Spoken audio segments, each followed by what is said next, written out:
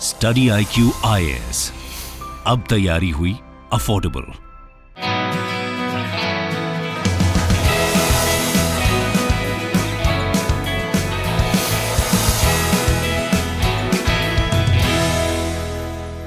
Hello दोस्तों, नमस्कार। स्वागत है आप सभी लोगों का स्टडी IQ पर। आप जुड़ चुके हैं स्टडी IQ IAS चैनल के साथ। मैं शुभम सरधालिया एक इंपॉर्टेंट विषय पे, एक इंपॉर्टेंट टॉपिक पे बात करने के लिए आ गया हूं। दोस्तों, इस लेक्चर का PDF आप मेरे टेलीग्राम चैनल पर जाकर के प्राप्त कर सकते हैं। इसके अलावा कोई भी आपका डाउट है, कोई आपकी क्वेरी है, आप सोशल मीडिया हैंडल्स के माध्यम से मेरे साथ कनेक्ट कर सकते हैं। हाल ही में एक आर्टिकल न्यूज के अंदर देखा गया था, national highway authority of India, भारतीय राष्ट्र मार्ग प्राधिकरण जो है, उनके द्वारा बिल्ड ऑपरेट ट्रांसफर मॉडल की दिशा में दोबारा से कदम बढ़ाए जा रहे हैं। दोस्तों, जिन लोगों को इन्वेस्टमेंट मॉडल्स का आइडिया है वो समझ पा रहे होंगे हम क्या बात कर रहे हैं।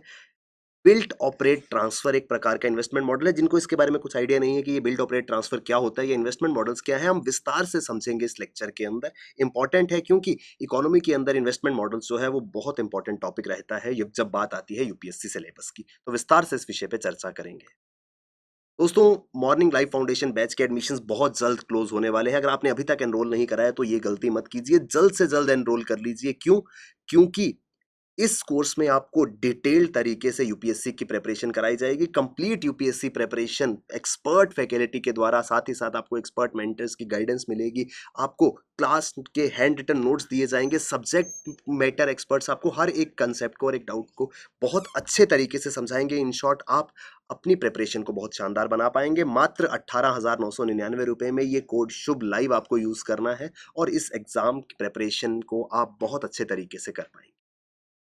दोस्तों, funding of highway projects, national highway authority of India, आप सभी ने ट्रेवल किया होगा सड़क मार्ग से। अनडाउटेडली कोई व्यक्ति, आई डोंट थिंक कोई ऐसा होगा जो कहे कि सर मैंने कभी नेशनल हाईवे देखा ही नहीं है।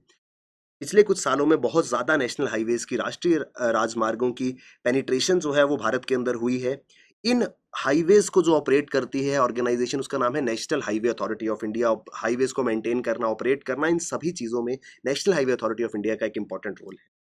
सड़कों को बनाने के लिए किस तरीके से धन जुटाया जाएगा या किस तरीके की कंस्ट्रक्शन प्रोसेस होगा, ये डिसाइड किया जाता है NHAI के द्वारा। और अब हाल ही में न्यूज देखी गई है कि करीब 2 साल के बाद दोबारा से BOT, built operate transfer model है। ये एक प्रकार का मेथड है जिससे नेशनल हाईवे प्रोजेक्ट्स को बनाया जाता है with the help of private players. इस दिशा में 2 साल के बाद national highway authority of India जो है वो अब मूव करने वाला है।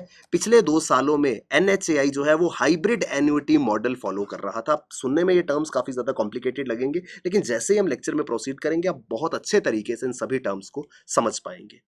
पिछले कुछ सालों में NHAI ने जो है, it was offering projects under hybrid annuity model, जिसे HAM कहा जाता है। इसके अंतर्गत प्राइवेट कंपनीज से कॉन्ट्रैक्ट किया जाता है हाईवे बनाने के लिए, और जो खर्चा होता है वो पे किया जाता है सरकार के द्वारा, ताकि जो फाइनेंशियल रिस्क है, जो फाइनेंशियल बर्डन है, वो कम से कम हो। किसके ऊपर? प्राइवेट एजेंसी के ऊपर। प्राइवेट कंपनीज के फाइनेंशियल रिस्क को कुछ एक्सटेंट तक कम करने के लिए, उनको बचाने के लिए फाइनेंशियल बर्डन से, हाइब्रिड एन्युटी मॉडल को फॉलो किया जा रहा था लास्ट 2 इयर्स में। लेकिन दोबारा से अब BOT, built operate transfer model की और NHAI जो है वो जाने वाला है। तो ये न्यूज़ जो है वो कुछ दिन पहले देखी गई थी। For new projects NHAI back to built operate transfer model.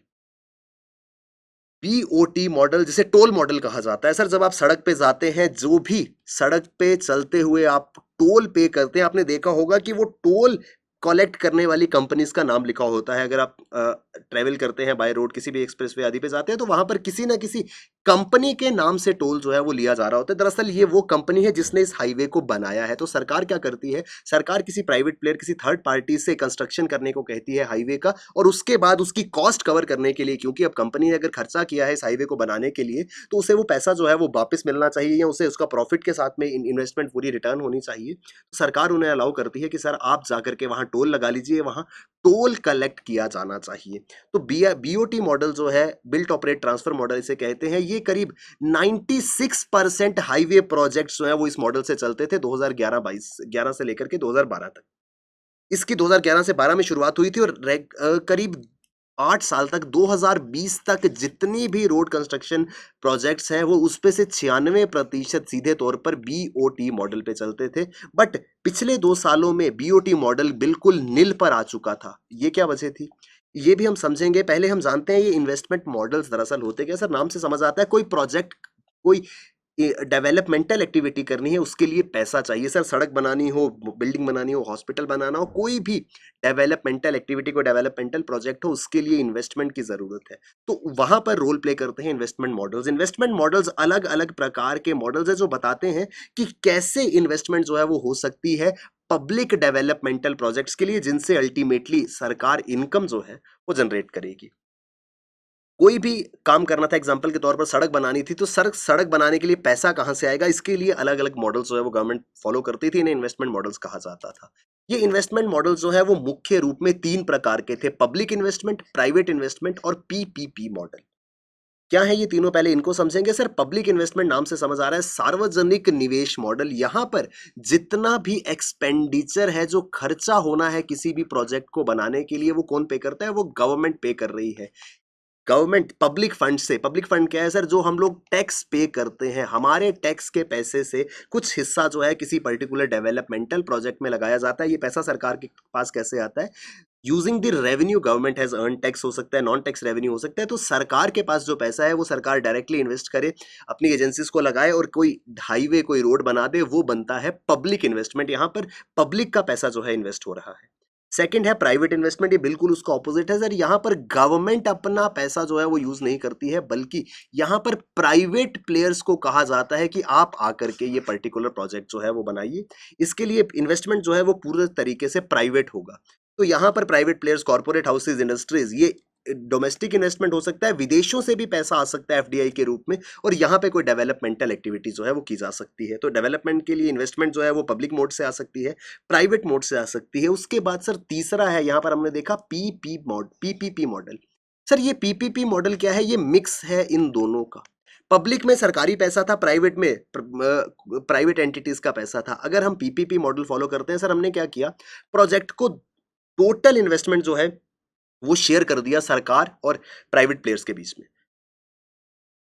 इसे कहा जाता है क्या? PPP model. पीपीपी मॉडल की फुल फॉर्म क्या है? Public private partnership. PPP, public private partnership, यानी कि पब्लिक इन्वेस्टमेंट और प्राइवेट इन्वेस्टमेंट दोनों ने पार्टनरशिप करके जब एसेट्स क्रिएट या इन्वेस्टमेंट करना शुरू किया, वो पीपीपी मॉडल कहलाता है। ये एक प्रकार का एग्रीमेंट है, एक समझौता है जो सरकार और प्राइवेट सेक्टर के बीच में होता है, जिस समझौते के अंतर्गत इन्वेस्टमेंट की जाती है ताकि पब्लिक एसेट्स या पब्लिक सर्विसेज जो है वो क्रिएट हो सके अपने आसपास। हम जो गवर्नमेंट या पब्लिक सर्विसेज देखते हैं वो सब हमको या तो पब्लिक इन्वेस्टमेंट से मिली है, प्राइवेट इन्वेस्टमेंट से मिली है, या फिर पीपीपी मॉडल। पीपीपी मॉडल जो है वो सबसे ज्यादा फॉलो किया जाता है। Commonly adopted model of PPP. अब ये जो पीपीपी है सर, इसके अंदर बहुत सारे फर्दर मॉडल्स हैं जिनकी हम यहाँ पर बात कर रहे थे। ये कौन कौन से मॉडल्स हैं सर? एक है EPC, engineering procurement construction, build operate transfer, build operate lease transfer, hybrid annuity model जिसे HAM कहा जाता है। तो हमने बात करी बिल्ड ऑपरेट ट्रांसफर और हाइब्रिड एन्युटी मॉडल की, तो एक एक करके इनको हम समझेंगे। सर पीपीपी मॉडल्स कितने टाइप के थे? 3 थे। EPC, engineering procurement and construction, build operate और transfer, build operate lease transfer और हाइब्रिड एन्युटी मॉडल। ये 4 इंपॉर्टेंट मॉडल्स हैं इन्वेस्टमेंट के। एग्जाम के पॉइंट ऑफ व्यू से इंपॉर्टेंट है, इनको समझ लेते हैं। डायरेक्ट क्वेश्चन कभी एग्जाम में आ सकता है कि इन्वेस्टमेंट मॉडल्स क्या है, उन्हें एक्सप्लेन कीजिए। सर सबसे पहले आता है engineering procurement and construction model, जिसे ईपीसी कहा जाता है। जब भी कोई प्रोजेक्ट बनना था, मान लीजिए कोई हाईवे जो है वो बनाया जाना था, अब सरकार को लगा कि सर मुझे ये हाईवे बनाना है, इसके लिए या तो गवर्नमेंट अपनी एजेंसीज को, अपने एम्प्लॉयज को इंप्लीमेंट करे कि इसको प्रोजेक्ट को कैरी आउट किया जाए। दूसरा ऑप्शन क्या था? गवर्नमेंट एक प्राइवेट एंटिटी को हायर करती है कि सर ये मेरा हाईवे प्रोजेक्ट है, इसके लिए आप डिजाइन तैयार कीजिए, इसकी कंस्ट्रक्शन कीजिए, ये सब करने के बाद आपकी जो भी कॉस्ट होगी वो हम आपको पे कर देंगे। जो भी इसमें लैंड प्रोक्योर करनी है, रॉ मटेरियल लाना है, ये सब काम आप करेंगे। एट द एंड आपको कॉस्ट जो है वो पे हो जाएगी। यहाँ पे क्या होता है sir? EPC partnership requires government to undertake the total funding. जितना खर्चा होगा उस प्रोजेक्ट में वो सरकार करेगी, लेकिन काम कौन करेगा? काम करेंगे प्राइवेट सेक्टर के उनके पार्टनर्स या प्राइवेट एंटिटीज, जो इंजीनियरिंग कंस्ट्रक्शन रिक्वायरमेंट्स देखेंगे, यानी कि हाईवे कैसे बनेगा, क्या उसके लिए इंजीनियरिंग टेक्निक्स इस्तेमाल होंगी, क्या रॉ मटेरियल होगा, कहाँ से आएगा, कैसे उसको प्रोक्योर करना है, सारी की सारी कंस्ट्रक्शन ये EPC model, engineering procurement and construction model के तहत ये सब चीज़ें जो है वो प्राइवेट प्लेयर करेंगे। और इस प्राइवेट प्लेयर को फंडिंग जो है वो किसके द्वारा दी जाएगी, गवर्नमेंट के द्वारा। तो सबसे पहला पीपीपी मॉडल का कंसेप्ट जो है वो समझ आ गया, पब्लिक प्राइवेट पार्टनरशिप है तो इंप्लीमेंटेशन प्राइवेट प्लेयर कर रहा है, फंडिंग जो है वो सरकार कर रही है, तो पब्लिक प्राइवेट दोनों के बीच में पार्टनरशिप हो गया। तो पीपीपी मॉडल का सबसे पहला कंसेप्ट ईपीसी, इंजीनियरिंग प्रोक्योरमेंट और कंस्ट्रक्शन। तो इसमें होता क्या है, जब भी सरकार को ऐसी कोई कंस्ट्रक्शन करनी है, कोई एक्टिविटी करनी है, सरकार जो है वो बिड्स अनाउंस करेगी, सरकार एक टेंडर जो है वो निकालती है कि सर हमें इंजीनियरिंग एक्सपर्ट्स की जरूरत है, जो कॉन्ट्रैक्टर्स हैं जिन्होंने पहले हाईवेज बनाए हैं, ठीक है। जो भी बिड का प्रोसीजर, टेंडर का प्रोसीजर क्या होता है, अब सरकार को कंस्ट्रक्शन करनी है, सरकार लोगों से कहती है, कॉन्ट्रैक्टर्स ठेकेदारों से कहती है कि सर आप एक बिड बताइए कि आप कम से कम कितने अमाउंट में ये प्रोजेक्ट जो है वो मेरा कंप्लीट कर देंगे।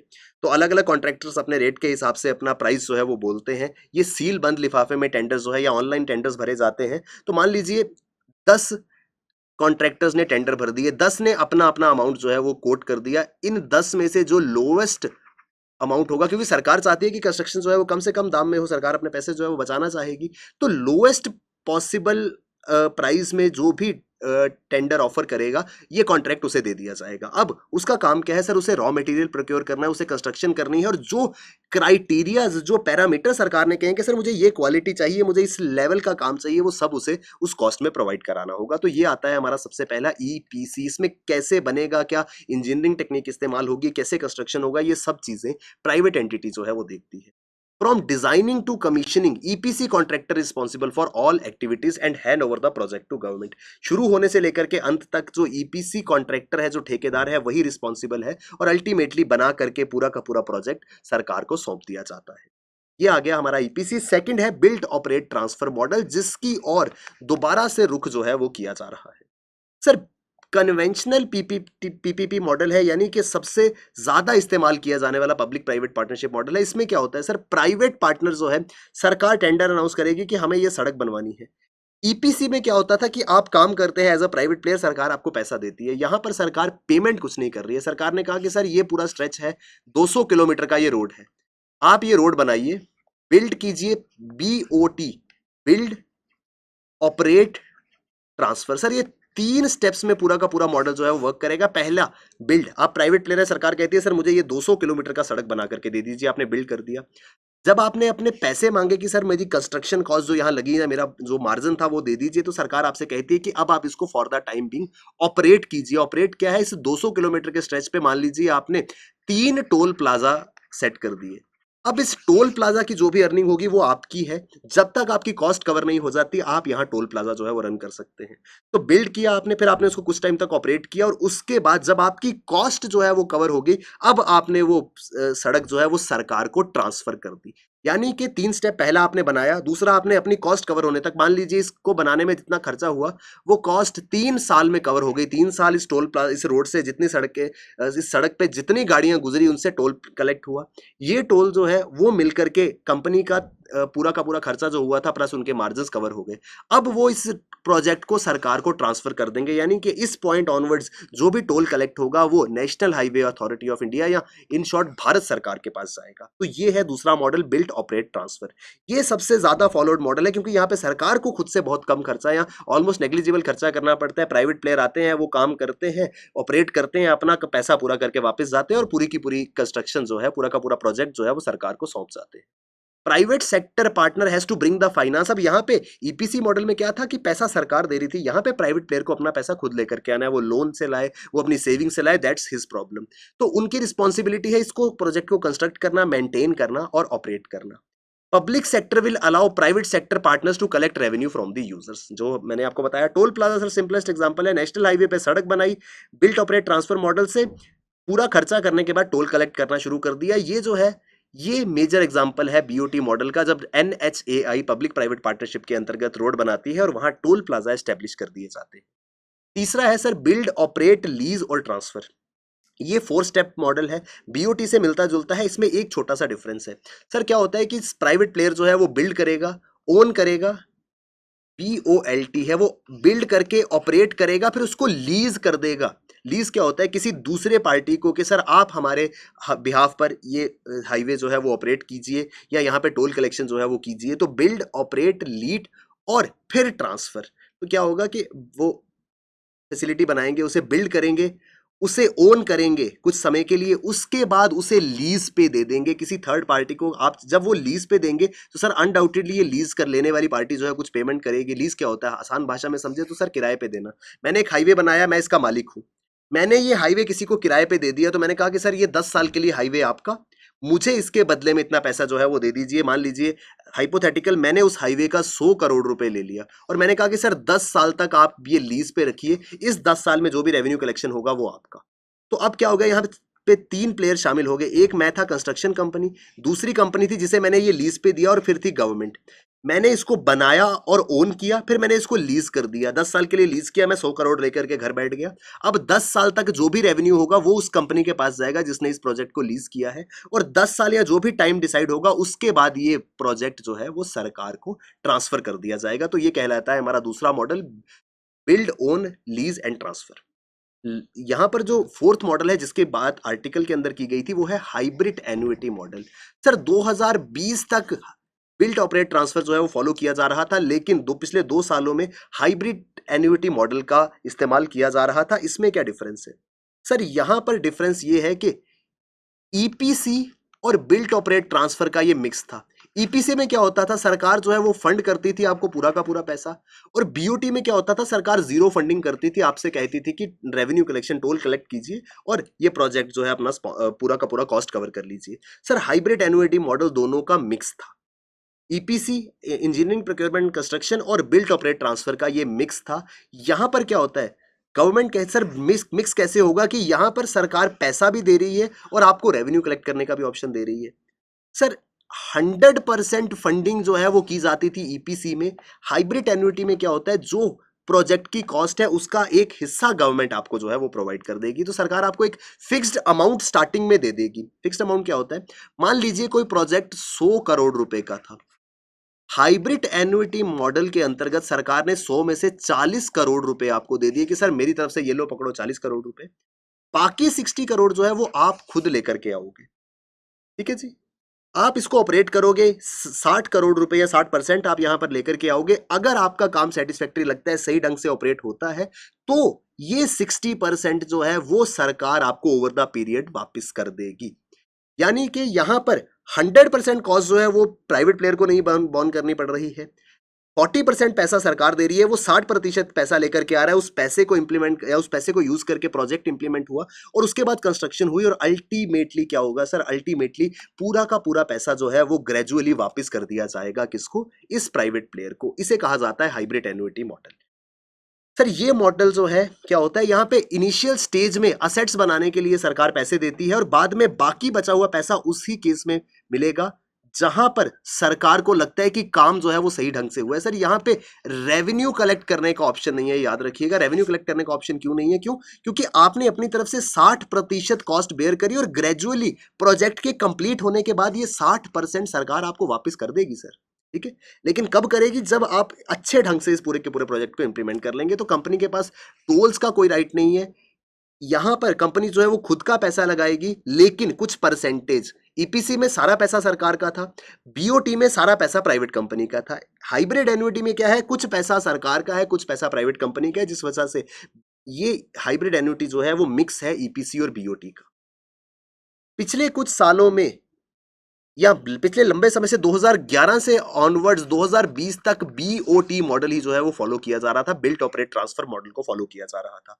लेकिन जब पेंडेमिक आया पिछले 2 साल में, तब सरकार ने हाइब्रिड एन्युइटी मॉडल का रुख किया। क्यों, क्योंकि कंपनीज परेशान थी कि सर पेंडेमिक है, लॉकडाउन है, इकोनॉमिक एक्टिविटी नहीं है, हमारे पास ऑलरेडी पैसा नहीं है नए प्रोजेक्ट शुरू करने के लिए। ऐसे में क्योंकि 2 साल से हमारे पास कोई काम नहीं आया, कोई पैसा नहीं है हमारे पास, तो सर हम नए प्रोजेक्ट्स को बिल्ट, ऑपरेट, ट्रांसफर मॉडल से नहीं चला पाएंगे, हमें गवर्नमेंट की मदद की जरूरत होगी। तो सरकार ने कहा कि ठीक है सर, फिर ऐसा करते हैं, हम हाइब्रिड एन्युइटी मॉडल फॉलो करते हैं, आपको 40% जो है वो पैसा हम दे देंगे, 60% का अरेंज आपको खुद करना पड़ेगा। तो उन्होंने कहा कि सर ठीक है 40 आप दे दीजिए, 60% का या 60% का इंतजाम मैं खुद कर लूंगा। तो यहां पर क्या हुआ कि एटलीस्ट 40% रिस्क जो है वो प्राइवेट कंपनी का कवर हो गया, जो वो चाहते थे, क्योंकि पेंडेमिक के कारण उनकी भी इकोनॉमिक कंडीशन जो है वो सही नहीं थी। तो पेंडेमिक जो है वो मेजर कारण बना, जिस वजह से जो नेशनल हाईवे प्रोजेक्ट्स थे वो हाइब्रिड एन्युटी मॉडल पे चल रहे थे।